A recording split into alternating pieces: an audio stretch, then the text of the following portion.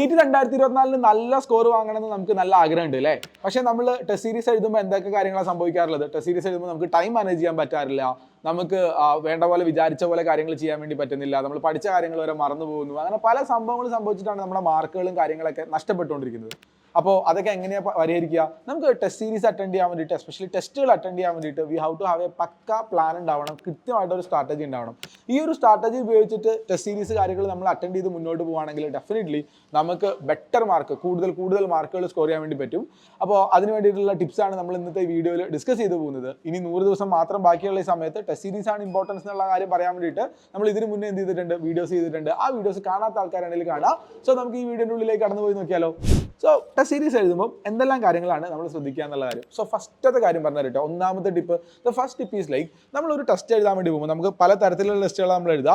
നമ്മളൊരു പാർട്ടായിട്ടുള്ള ടെസ്റ്റുകൾ എഴുതുക. അതായത് ഫിസിക്സിൻ്റെ ഒരു 3 ചാപ്റ്ററിൻ്റെ എക്സാം, കെമിസ്ട്രിയുടെ 3 ചാപ്റ്ററിൻ്റെ എക്സാം, ബയോളജിയുടെ 3 ചാപ്റ്ററിൻ്റെ എക്സാം, അങ്ങനെ പാർട്ടായിട്ടുള്ള എക്സാംസ് നമ്മൾ എഴുതാറുണ്ട്.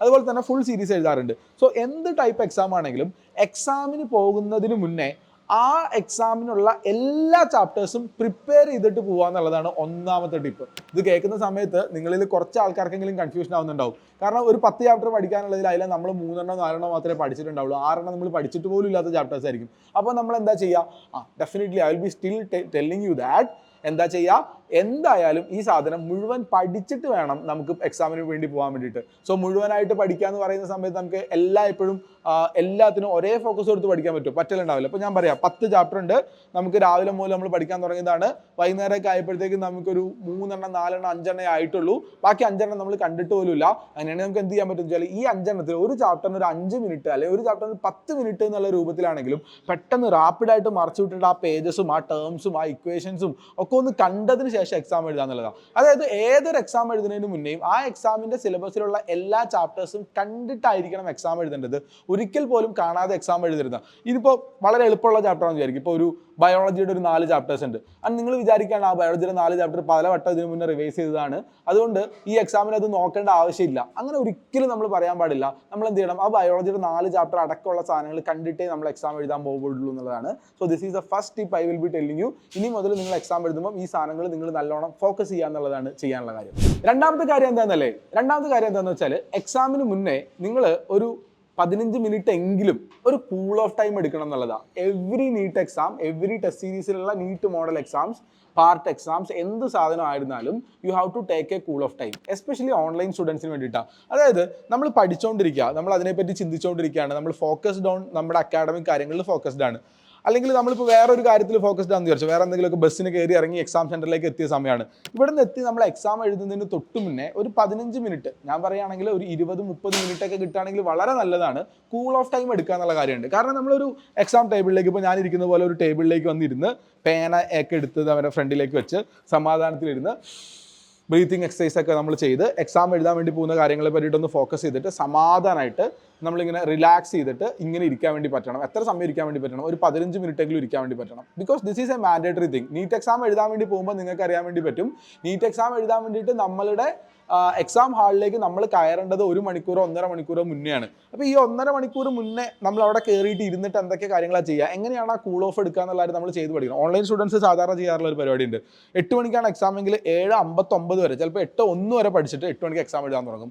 സോ അങ്ങനെ ഡയറക്റ്റ്ലി എക്സാം എഴുതാൻ തുടങ്ങുന്ന ആൻസേഴ്സ്, അല്ലെങ്കിൽ അപ്പോൾ നമുക്ക് ചെയ്യാൻ പറ്റുന്ന കാര്യങ്ങൾ, നമ്മുടെ ആൻസറിങ് ടെക്നിക്സ് ഒക്കെ ഇറ്റ് ക്യാൻ ബി ലൈക്ക് കുറച്ചും കൂടി ഓവറായിട്ട് വരാനുള്ള സാധ്യതകളുണ്ട്. So should not be like that. 8 മണിക്ക് എക്സാം ആണെങ്കിൽ ഒരു 7:45 ആകുമ്പോഴെങ്കിലും പഠനമൊക്കെ നിർത്തിയിട്ട് എക്സാമിന് വേണ്ടിയിട്ട് കൂൾ ഓഫ് ടൈം എടുക്കുക എന്നുള്ളതാണ് രണ്ടാമത്തെ ഇമ്പോർട്ടൻ്റ് ആയിട്ടുള്ള സാധനം. സോ രണ്ടാമത്തെ ടിപ്പ് എന്തായിരുന്നു എന്ന് വെച്ച് കഴിഞ്ഞാൽ, നമ്മുടെ എക്സാമിൻ്റെ പ്രിപ്പറേഷൻ്റെ ഭാഗത്താണെങ്കിൽ മൂന്നാമത്തെ ടിപ്പ് എക്സാം എങ്ങനെ തുടങ്ങുക എന്നുള്ളതിനാണ്. സോ മൂന്നാമത്തെ ടിപ്പിലേക്ക് നമുക്ക് കടന്നു പോകാം. എക്സാം നമ്മൾ സ്റ്റാർട്ട് ചെയ്യുമ്പോൾ ശരിക്കും നമുക്കറിയാം എക്സാമിൽ നമുക്ക് 4 പാർട്സാണ് ഉള്ളത് അല്ലേ? Physics, chemistry, botany, zoology. അങ്ങനെയാണ് നമ്മൾ 4 പാർട്ടായിട്ടാണ് മുഴുവൻ സാധനങ്ങൾ നമ്മൾ സെറ്റ് ചെയ്ത് വെച്ചിട്ടുള്ളത്. അപ്പോൾ നമ്മൾ ഇതിനകത്ത് ഏത് വെച്ചിട്ടാണ് നമ്മൾ സ്റ്റാർട്ട് ചെയ്യുക എന്നുള്ള കാര്യം. ബേസിക് റൂൾ എന്താണെന്ന് വെച്ചാൽ, ഒരു ഗോൾഡൻ റൂൾ ഞാൻ പറഞ്ഞുതരാം. സ്റ്റാർട്ട് വിത്ത് ദ ഈസിയസ്റ്റ് എന്നുള്ളതാണ് നമ്മുടെ റൂള്. അപ്പോൾ എക്സാമിന് മുന്നേ നിങ്ങളോട് ചോദിക്കുകയാണ് ഏതാണ് നിങ്ങളുടെ ഈസിയസ്റ്റ് ആയിട്ടുള്ള സാധനം എന്ന് ചോദിച്ചാൽ നിങ്ങൾ എന്ത് പറയും? ബേസിക്കലി എൻ്റെ ഈസിയസ്റ്റ് ആയിട്ടുള്ള സാധനം ബയോളജിയാണ്. മെജോറിറ്റി ആൾക്കാർ പറയുന്ന ആൾക്കാരാണ്. ചില ആൾക്കാർ പറയും എൻ്റെ കെമിസ്ട്രിയാണ്, ചില ആൾക്കാർക്ക് ഫിസിക്സ് ആണ്. So what ever which is the easiest subject you have, അവിടെ നിന്നാണ് നമ്മൾ സ്റ്റാർട്ട് ചെയ്യേണ്ടത് എന്നുള്ള കാര്യം. പക്ഷേ അവിടെ ഒരു പ്രശ്നമില്ല സാറേ, ഡെഫിനറ്റ്ലി ഉണ്ട്. എന്താണെന്നറിയോ? അതെന്ന് വെച്ചാൽ നമ്മൾ ഈസിയസ്റ്റ് എന്ന് പറയുന്ന സാധനത്തിൻ്റെ ഉള്ളിൽ ചിലപ്പം അത് ഹാർഡായിട്ടായിരിക്കും എക്സാമിൽ വരുന്നുണ്ടാവും. ഫോർ എക്സാമ്പിൾ ഇപ്പോൾ 2022 നീറ്റ് എന്താ സംഭവിച്ചത്? Biology was A very difficult paper in that thing. Biology ആയിരുന്നു ഏറ്റവും ഡിഫിക്കൽട്ട്, ഫിസിക്സ് ആയിരുന്നു ഏറ്റവും ഈസിയസ്റ്റ്. അപ്പോൾ കുറേ അധികം കുട്ടികൾ വിചാരിച്ചത് എൻ്റെ ഈസിയസ്റ്റ് ആയിട്ടുള്ള സാധനം എന്താണ്, ബയോളജിയാണ്, അപ്പോൾ ഞാൻ ബയോളജി ചെയ്ത് തീർത്തിട്ട് ഫിസിക്സിലേക്കോ കെമിസ്ട്രിയിലേക്കോ പോവുള്ളൂ എന്നുള്ളതായിരുന്നു നമ്മൾ വിചാരിച്ചിട്ടുണ്ടായിരുന്നത്. എന്നിട്ട് ഇവർ മുന്നോട്ടേക്ക് പോകുമ്പോൾ എന്താ ചെയ്തതെന്ന് വെച്ചാൽ ബയോളജി ചെയ്യാനിരുന്ന് 2 മണിക്കൂർ ബയോളജിയിൽ ലോസ് ആയിപ്പോയി. അങ്ങനെയല്ല ചെയ്യേണ്ടത്.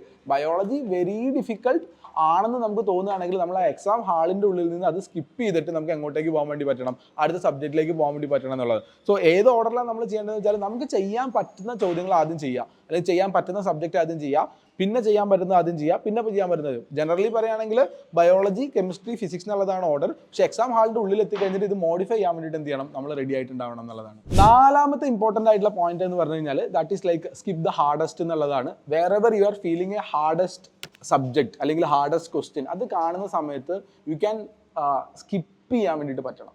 ഭയങ്കര സിമ്പിളാണ്. അത് നമുക്കിപ്പോൾ ഭയങ്കര ബുദ്ധിമുട്ടായിട്ട് തോന്നാറുള്ള ഒരു കാര്യം. ഇപ്പോൾ ലൈക്ക് ഞാൻ ആദ്യം ബയോളജി പഠിക്കണം, ബോട്ടണി എഴുതണം എന്നാണ് ഞാൻ ആദ്യം വിചാരിച്ചത്. പക്ഷേ ബോട്ടണി കാണുന്ന സമയത്ത് ബോട്ടണി ഈസ് വെരി ഹാർഡസ്റ്റ്, ഭയങ്കര ഹാർഡായിട്ട് തോന്നുകയാണ്. അതിൻ്റെ ക്വസ്റ്റ്യൻസ് ഒക്കെ സ്റ്റേറ്റ്മെന്റ് വൈസ് ആണ്, അസേർഷൻ റീസൺ ആണ്, മാച്ച് ദ ഫോളോയിങ് ആണ്, കുറച്ച് കടുകട്ടി ലെവലിലാണ് ഇരിക്കുന്നത്. അപ്പോൾ ദിസ് ഇസ് ഹാർഡ്, അപ്പോൾ എനിക്കത് സ്കിപ്പ് ചെയ്യാം. അപ്പോൾ ഞാൻ രണ്ടാമത്തെ എൻ്റെ പ്രിഫറൻസ് സുവോളജി എഴുതാന്നുള്ളതായിരുന്നു. ഞാൻ സുവോളജി എഴുതുന്ന സമയത്ത് അതും എനിക്ക് ഫീൽ ചെയ്യുന്നത് ഇതും ഹാർഡായിട്ട് തന്നെയാണ് ഫീൽ ചെയ്യുന്നത്. അപ്പോഴത്തേക്ക് നമ്മുടെ ഉള്ളിൽ ടെൻഷൻ വരാൻ വേണ്ടി പാടില്ല. നമ്മൾ സുവോളജി ഹാർഡായിട്ട് വന്നാൽ സുവോളജി സ്കിപ്പ് ചെയ്യണം. പിന്നെ നമ്മൾ കെമിസ്ട്രി വിചാരിച്ച കെമിസ്ട്രി നോക്കി, കെമിസ്ട്രിയും ഹാർഡാണ്. അപ്പോൾ അതും നമ്മൾ സിമ്പിളായിട്ട് സ്കിപ്പ് ചെയ്തിട്ട് ഫിസിക്സിൻ്റെ ഉള്ളിലേക്ക് കടക്കാൻ വേണ്ടിയിട്ട് നമുക്ക് പറ്റണം എന്നുള്ളതാണ് കാര്യം. സോ അങ്ങനെ സ്കിപ്പ് ചെയ്ത് പോവാന്നുള്ള ഒരു കാര്യം ദാറ്റ് ഈസ് നോർമൽ ആണെന്ന് വിചാരിക്കുക. അല്ലാതെ ഇതെല്ലാം സ്കിപ്പ് ചെയ്തിട്ട് എന്ത് ചെയ്യും എന്നുള്ളൊരു പ്രശ്നമുണ്ട്. ഇനിയിപ്പോൾ നിങ്ങൾ സ്വാഭാവികമായിട്ട് നിങ്ങളുടെ മനസ്സിലേക്ക് വരുന്ന ചോദ്യം ഇതായിരിക്കും, സാർ അപ്പോൾ 4ഉം ഹാർഡാണെങ്കിലോ? 4ഉം ഹാർഡാണെങ്കിൽ തമ്മിൽ ഭേദം ആരാന്നുള്ളതായിരുന്നു നോക്കുക. ഈ 4 ഹാർഡിൻ്റെ ഉള്ളിൽ ഏറ്റവും എളുപ്പത്തിൽ നമുക്ക് ചെയ്യാൻ പറ്റുന്ന പോയിന്റ് ഏതാന്നുള്ളതായിരുന്നു നോക്കുക. അതിന് നമ്മൾ ഡീൽ ചെയ്യുക എന്നുള്ളതാണ് നമ്മൾ ചെയ്യേണ്ട കാര്യങ്ങൾ. സോ എക്സാം ഹാളിലേക്ക് പോകുമ്പോൾ നമ്മുടെ മെന്റാലിറ്റി അങ്ങനെ തന്നെ ആയിരിക്കണം. ഞാൻ എളുപ്പമുള്ളത് വെച്ചിട്ടാണ് തുടങ്ങുക, ഹാർഡാണെങ്കിൽ സിംപ്ലി ഐ വിൽ സ്കിപ്പ്. അതിനകത്ത് ഒരു പേടിയില്ല, ഒരു ടെൻഷനും ഇല്ല, ഞാൻ സ്കിപ്പ് ചെയ്യും. തമ്മിൽ ഭേദമുള്ള സാധനം വെച്ചിട്ടാണ് ഞാൻ തുടങ്ങുക എന്നുള്ളത്. അതായത് there is no fixed rule where to start, how to end എന്നുള്ള കാര്യത്തിൽ ഫിക്സഡ് റൂൾ ഇല്ല. ഹാർഡ് സ്കിപ്പ് ചെയ്യുക എന്നുള്ളതാണ് ഒരേ ഒരു റൂളായിട്ട് നമുക്ക് വരുന്നുണ്ടാവുക. ഓക്കെ, 5ാമത്തെ 6ാമത്തെ ടിപ്പിനെ ഞാൻ ഒരുമിച്ചിട്ടാക്കി തരാം. 5ാമത്തെ ടിപ്പിൽ ഞാൻ പറയുന്ന കാര്യം എന്താണെന്ന് വെച്ച് കഴിഞ്ഞാൽ that is like only 1 question at a time എന്നുള്ളതാണ്. കാരണം എന്താണെന്ന് വെച്ചാൽ ഇപ്പോൾ ജസ്റ്റ് ആലോചിച്ച് നോക്കുക, just imagine like you are sitting in NEET 2024 ഹാളിൽ ഇരിക്കുകയെന്ന് വിചാരിക്കുക. നീറ്റ് 2024 ഹാളിൽ നിങ്ങൾ ഇരിക്കുന്ന സമയത്ത് നിങ്ങൾ 1ാമത്തെ ചോദ്യം വായിച്ചു നോക്കി, it is A hard question. നിങ്ങൾ എന്ത് ചെയ്യും? സ്കിപ്പ് ചെയ്യും, ഡെഫിനറ്റ്ലി, നമുക്കറിയാം. 2ാമത്തെ ചോദ്യം വായിച്ചു നോക്കി, ഭയങ്കര ഹാർഡ് ക്വസ്റ്റ്യൻ, നമ്മൾ സ്കിപ്പ് ചെയ്തു. 3 വായിച്ചു, 4 വായിച്ചു, 5 വായിച്ചു, ഇതെല്ലാം ഹാർഡ് ക്വസ്റ്റ്യൻ, നിങ്ങൾ സ്കിപ്പ് ചെയ്തു. 6ാമത്തെ ക്വസ്റ്റ്യൻ വായിച്ചു, 7ാമത്തെ ക്വസ്റ്റ്യൻ വായിച്ചു, അപ്പോഴും നിങ്ങൾ സ്കിപ്പ് ചെയ്യാണ്. എന്നിട്ട് 8ാമത്തെ ക്വസ്റ്റ്യൻ 9ാമത്തെ ക്വസ്റ്റ്യൻ വായിക്കുമ്പോൾ നിങ്ങളുടെ മെന്റാലിറ്റി എന്തായിരിക്കും? കഴിഞ്ഞ 7 ക്വസ്റ്റ്യൻ ഞാൻ സ്കിപ്പ് ചെയ്തതാണ്, ഈ ക്വസ്റ്റ്യൻ എന്തായാലും ഞാൻ ആലോചിക്കണം. അങ്ങനെ ആലോചിക്കാനേ പാടില്ല. കഴിഞ്ഞ 7 ക്വസ്റ്റ്യൻ എന്ത് സംഭവിച്ചു, ദാറ്റ് ഡസൻറ്റ് മാറ്റർ. നമ്മുടെ മുന്നിൽ 8ാമത്തെ ഒരു ക്വസ്റ്റ്യൻ ഉണ്ട്, ആ ക്വസ്റ്റ്യൻ മാത്രമായിരിക്കണം നമ്മുടെ മൈൻഡിൽ ഉണ്ടാവേണ്ടത്. Point is 1 question at a time. ഇപ്പോൾ കഴിഞ്ഞ ഒരു ഞാൻ പറയാം, ആദ്യത്തെ 200 ചോദ്യങ്ങളാണല്ലോ മൊത്തം ഉള്ളത്. 199 ചോദ്യങ്ങളും വളരെ ഡിഫിക്കൽട്ടായിട്ടാണ് നിങ്ങൾക്ക് ഫീൽ ചെയ്തതെന്ന് വിചാരിക്കുക. പക്ഷേ 200ാമത്തെ ക്വസ്റ്റ്യൻ വായിക്കുമ്പോൾ നമ്മൾ ഫ്രഷ് മൈൻഡഡ് ആയിട്ട് 200ാമത്തെ ക്വസ്റ്റ്യനെ മാത്രം ഡീൽ ചെയ്യുന്നത് പോലെ വേണം നോക്കാൻ വേണ്ടിയിട്ട്.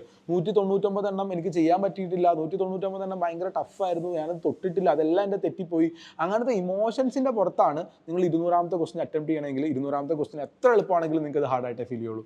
സോ എങ്ങനെയാണെന്ന് വെച്ചാൽ നമ്മൾ ഇറ്റ്സ് ലൈക്ക് ആൻ ഇൻഡിവിജ്വൽ വാർ, ഓരോരോ യുദ്ധം പോലെയാണ്. നമ്മൾ 1ാമത്തെ ക്വസ്റ്റ്യൻ യുദ്ധം ചെയ്യുന്നു, നമ്മൾ അതിനെ വിടുന്നു. 2ാമത്തെ ക്വസ്റ്റ്യൻ യുദ്ധം ചെയ്യുന്നു, അതിനെ വിടുന്നു. 3ാമത്തേനെ യുദ്ധം ചെയ്യുന്നു, അതിനെ വിടുന്നു. അങ്ങനെ ഓരോരോ ക്വസ്റ്റ്യനെ മാത്രമായിട്ട് ഡീൽ ചെയ്യണം. ഇത് എല്ലാ ക്വസ്റ്റ്യനോടും നോക്കിയിട്ട് ഈ ക്വസ്റ്റ്യൻ പേപ്പർ എത്ര ടഫാണ്, ഇതിന് മുന്നേയുള്ള ക്വസ്റ്റ്യൻസ് ശരിയായോ, ഇതിന് മുന്നേയുള്ളത് തെറ്റിപ്പോയോ, അങ്ങനെ ആലോചിച്ചിരിക്കരുത് എന്നുള്ളതാണ് 5ാമത് പറയുന്ന കാര്യം. 6ാമത്തെ കാര്യം ഞാൻ പറഞ്ഞില്ല, ഇതോട് റിലേറ്റ് ചെയ്തിട്ടുള്ള കാര്യമാണ്.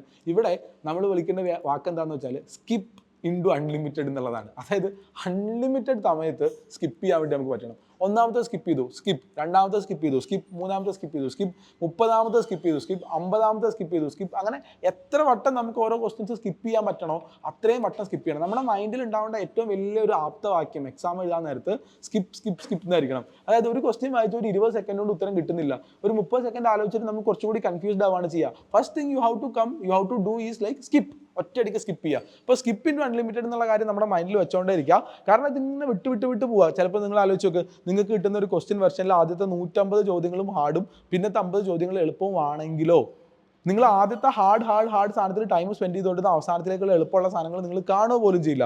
അപ്പോൾ ആദ്യത്തെ സ്കിപ്പ് ചെയ്ത് എളുപ്പമുള്ള ചോദ്യങ്ങൾ മാത്രം അറ്റൻഡ് ചെയ്ത് പോകുക എന്നുള്ളതാണ് കാര്യങ്ങൾ. സോ ഫസ്റ്റത്തെ കാര്യം ഞാൻ പറയാം, സ്കിപ്പ് ഇൻറ്റു അൺലിമിറ്റഡ് എന്നുള്ളതാണ് അതിൻ്റെ ഒരു രീതി, കാര്യങ്ങൾ നമ്മൾ കൊണ്ടുപോയി വെക്കേണ്ടത് എന്നുള്ളതാണ് കാര്യം. ഏഴാമത്തെ കാര്യം എന്താണെന്നല്ലേ, ഏഴാമത്തെ കാര്യം എന്ന് പറഞ്ഞു കഴിഞ്ഞാൽ OMR ബബിൾ ചെയ്യുന്നതിനെ പറ്റിയിട്ടാണ്. എപ്പോഴാണ് ഒരു OMR ഷീറ്റിൽ നമ്മൾ ആൻസർ ബബിൾ ചെയ്യേണ്ടത്? നമുക്ക് ഒരു ചോദ്യം ചെയ്തിട്ട് അതിൻ്റെ ഉത്തരം കിട്ടുന്നുണ്ടെങ്കിൽ ആ ഒരു ഒറ്റ പോയിന്റിൽ we have to bubble the OMR. ഒറ്റ കാര്യമുള്ളൂ, വേറെ ഒറ്റ റൂളും അതിനകത്തില്ല. നമുക്കിപ്പോൾ ഒരു ചോദ്യത്തിന് ഉത്തരം കിട്ടിക്കഴിഞ്ഞാൽ അപ്പം തന്നെ ഉത്തരം കിട്ടിയത് എനിക്ക് A ആണെന്ന് തോന്നുന്നുണ്ട്, A തന്നെയാണ്, അപ്പം തന്നെ അത് ബബിൾ ചെയ്യുക എന്നുള്ളതാണ് അതിൻ്റെ ഫസ്റ്റത്തെ കാര്യം.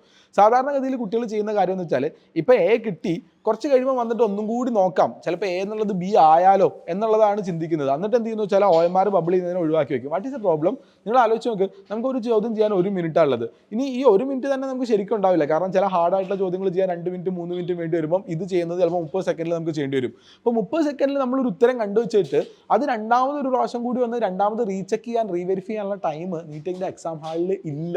That you have to understand that thing. So അതുകൊണ്ട് തന്നെ എന്ത് ചെയ്യണം, നമുക്ക് എപ്പോഴാണോ ഒരു ആൻസർ കിട്ടുന്നത് ആ ആൻസർ അപ്പം തന്നെ ബബിൾ ചെയ്തിട്ടുള്ള ഒരു സ്വഭാവത്തിലേക്ക് നമ്മൾ കൊണ്ടുവരണം. അപ്പോൾ നിങ്ങൾ ചോദിക്കും, സാറേ അത് തെറ്റിപ്പോയാലോ എന്നല്ലേ? അത് തെറ്റിപ്പോയാലുള്ള സൊല്യൂഷൻ അടുത്ത ടിപ്പിൽ നമ്മൾ മുന്നോട്ടേക്ക് കൊണ്ടുവരുന്നുണ്ട്. സോ ബേസിക്കലി അടുത്ത ടിപ്പ്, എട്ടാമതായിട്ട് നിങ്ങൾക്ക് പറയാനുള്ള കാര്യം എന്ന് വെച്ചാൽ ദർ ഈസ് നോ റീവിസിറ്റിംഗ് എന്നുള്ളതാണ്.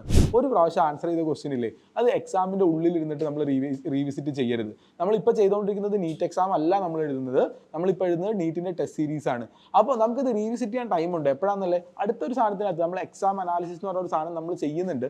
ആ സമയത്താണ് നമ്മൾ ഈ സാധനം റീവിസിറ്റ് ചെയ്ത് നോക്കേണ്ടത്. അതായത് ഇപ്പോൾ ഞാൻ പറയാം, എനിക്കൊരു 98ാമത്തെ ചോദ്യത്തിൽ ഉത്തരം A ആണോ B ആണോ ഒരു കൺഫ്യൂഷൻ ഉണ്ട്, പക്ഷേ A ആണെന്നാണ് എൻ്റെ മനസ്സ് പറയുന്നത്. അങ്ങനെയാണെങ്കിൽ A ആണെന്ന് എൻ്റെ മനസ്സ് പറയുന്നുണ്ടെങ്കിൽ നിങ്ങളുടെ ഇൻറ്റ്യൂഷൻസിനെ ഫോളോ ചെയ്തിട്ട് A തന്നെ ആൻസർ ചെയ്ത് വെക്കുക. എന്നിട്ട് നിങ്ങളുടെ ക്വസ്റ്റ്യൻ പേപ്പറിൻ്റെ സൈഡിൽ എവിടെയെങ്കിലും 98 എന്നൊരു നമ്പർ എഴുതി വെക്കുക. എന്തിനാ നമ്പർ എഴുതി വെക്കുക? അല്ലെങ്കിൽ ആ ക്വസ്റ്റിന് ചുറ്റും ഒരു വട്ടം വരയ്ക്കാനോ ഒരു സ്റ്റാർ ഇട്ട് വെക്കാനോ ഒരു ഹാഷ് ഇട്ട് വെക്കാനോ സംഭവം ചെയ്തിട്ട് മാർക്ക് ചെയ്തേക്കുക. എക്സാം കഴിഞ്ഞാൽ ഉടനെ തന്നെ നമ്മൾ അതിൻ്റെ ക്വസ്റ്റ്യൻ പേപ്പർ എടുത്തിട്ട് അതിൻ്റെ ടെക്സ്റ്റ് ബുക്ക് എടുത്തിട്ട് നമ്മൾ അതിൻ്റെ ഉത്തരം A ആണോ B ആണോ എന്നുള്ളവരും വെരിഫൈ ചെയ്ത് വെക്കും. So that is A very hot topic. നമുക്ക് അപ്പം തന്നെ അത് വീണ്ടും പഠിച്ചെടുക്കാൻ പറ്റുന്നതാണ്. പക്ഷേ എക്സാമിൻ്റെ ഉള്ളിൽ നിന്ന് വന്നിട്ട് അത് റീവിസിറ്റ് ചെയ്യാമെന്ന് വിചാരിച്ചു കഴിഞ്ഞാൽ നിങ്ങൾ എന്ന് നിങ്ങളുടെ മനസ്സ് പറഞ്ഞുകൊണ്ടിരിക്കുന്ന സാധനം നിങ്ങൾക്ക് ഗ്രാജുവലി B കുത്താനൊരു ടെൻഡൻസി വരും, അത് തോറ്റു പോവുകയും ചെയ്യും. യൂഷ്വലി നിങ്ങൾ മനസ്സിലാക്കേണ്ട ഒരു കാര്യം എന്ന് വെച്ചാൽ ഫോളോ യുവർ ഇൻറ്റ്യൂഷൻസ് എന്നുള്ളതാണ്. നിങ്ങളുടെ മനസ്സ് പറയുന്ന നിങ്ങളുടെ ഗട്ട് ഫീലിംഗിൽ വരുന്ന ഫസ്റ്റത്തെ ഓപ്ഷനാണ് നിങ്ങളുടെ റൈറ്റ് ആയിട്ടുള്ള ഓപ്ഷൻ എന്നുള്ള കാര്യം മറന്നു പോകരുത് എന്നുള്ളത് വളരെ ഇമ്പോർട്ടൻ്റ് ആയിട്ടുള്ള കാര്യങ്ങളുണ്ടാവുക. ആൻഡ് ഞാനിപ്പോൾ പറഞ്ഞു നിർത്തിയതിൻ്റെ ബാക്കി കണ്ടിന്യൂഷൻ ആയിട്ട് പറയുകയാണ് exam analysis. That is a 9th tip I want to tell you. Exam analysis is the key for your എന്താ പറയുക ലേണിംഗ് എന്ന് പറയുന്ന സാധനം. എക്സാം കഴിഞ്ഞാൽ ഉടനെ തന്നെ എക്സാം അനാലിസിസ് ചെയ്യുക. ഏത് ടെസ്റ്റ് സീരീസിനാണെങ്കിലും ഞാൻ പറഞ്ഞു ആദ്യം തന്നെ എല്ലാ ചാപ്റ്ററും പഠിച്ചിട്ടാണ് എക്സാം എഴുതുക. എക്സാം എഴുതി കഴിഞ്ഞാൽ ഉടനെ തന്നെ എക്സാം അനലൈസ് ചെയ്യുക. ഏതൊക്കെ ടോപ്പിക്കിൽ നിന്നാണ് നമുക്ക് ക്വസ്റ്റ്യൻസ് കൺഫ്യൂഷൻ ഉള്ളത്, ഏതൊക്കെ ടോപ്പിക്കിൽ നിന്നാണ് നമുക്ക് ക്വസ്റ്റ്യൻസ് തെറ്റിപ്പോകുന്നത് എന്നുള്ള കാര്യം കൃത്യമായിട്ട് നമ്മൾ നോക്കി വയ്ക്കാൻ വേണ്ടി റെഡി ആവണം. ആൻഡ് ലാസ്റ്റിൽ I will be telling, exam കഴിഞ്ഞ് കഴിഞ്ഞിട്ട് we have to relearn all these mistaken സാധനങ്ങൾ. നമുക്ക് കൺഫ്യൂഷൻ ആയിട്ടുള്ള തെറ്റ് പറ്റിയിട്ടുള്ള എല്ലാ ചോദ്യങ്ങളും നമുക്ക് റീലേൺ ചെയ്യാൻ വേണ്ടി പറ്റണം. രണ്ടാമത് റീലേൺ ചെയ്യാൻ വേണ്ടി റെഡി ആവണം. സോ ദിസ് ടെസ്റ്റ് സീരീസിലുള്ള എക്സാം എന്ന് പറയുന്ന സാധനം this is a whole process.